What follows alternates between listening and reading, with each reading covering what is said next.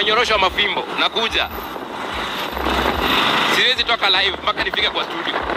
Yes, karibuni guys. Thank you for coming to my YouTube channel. So guys, as you all know, jana kumekuwa na maandamano, imekuwa tao, imekuwa all over kila county, imekuwa kiandamana, and a lot of chaos ilikuwa pale town, pale CBD. Yeah, people were chanting to go to the state house.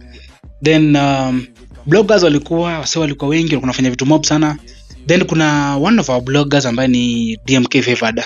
So DMK amekuwa alikuwa live jana, and actually live yake ilikuwa ina stream wana even the major TV station walikuwa wanachukua sample kutoka kwa DMK. So the live was doing well, ilikuwa na watu almost over 10,000 watching, and so far so good.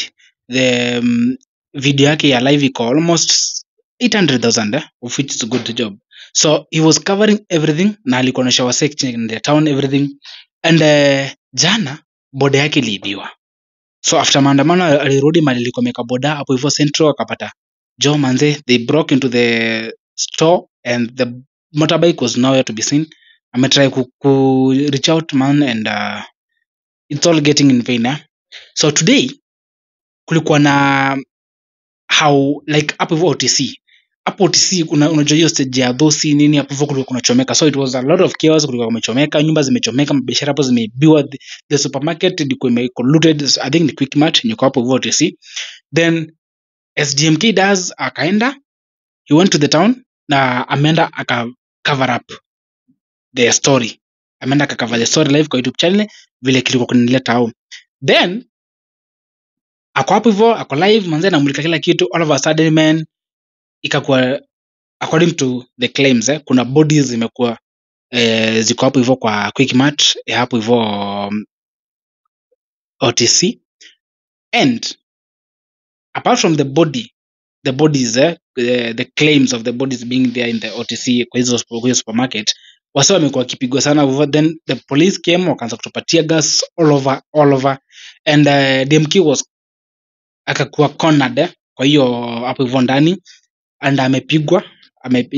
He has been beaten up by the police, the rogue police, because kuna freedom of media, freedom of record. You can record everything because ni kitu wenye wase wanataka kuona, ni kitu wenye tunataka kujua what happened, because nyumba zimechomeka hapo na ilikuwa maandamano ya jana. Mbona leo kwa hivi?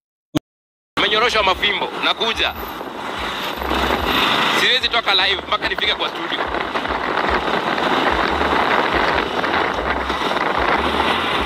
Cheki, alafu kulikuwa na so many wasa walikuwa wengi sana kwa hiyo crowd. So DMK was cornered there, akapigwa na makarao, ameumizwa mkono. Hiyo video kwa hapa kwa YouTube, enda kwa live ingia kwa hii channel yangu, uende pale kwa live. Hiyo video ya kwanza utaiona hapo. Make sure you download that video kama ikiwezekana. Screen record inasema 57 minutes. Yeah, it's around 57 minutes ago. Haijakaa sana. Dakika kadhaa.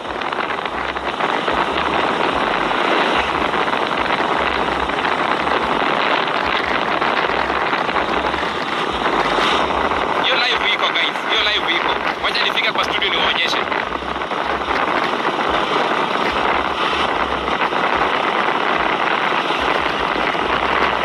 Kama kuna hii live unaona hapo.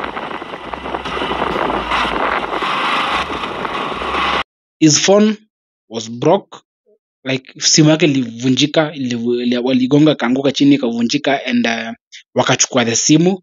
Alikuwa na simu mbili, simu ilikuwa na record wakachukua, because akiwa live kuna place ilifika ikakwama. So hapo ndo walichukua simu, na is not a good thing to talk about. Tuna condemn that action, and DMK manze, just tunakuish quick recovery kutoka hapa kwa Kase podcast, and let's all tuko hapo tujue ni aje, and tutazidi ku reach out tujue what's up, at least tuweze kupeana clear information about that story.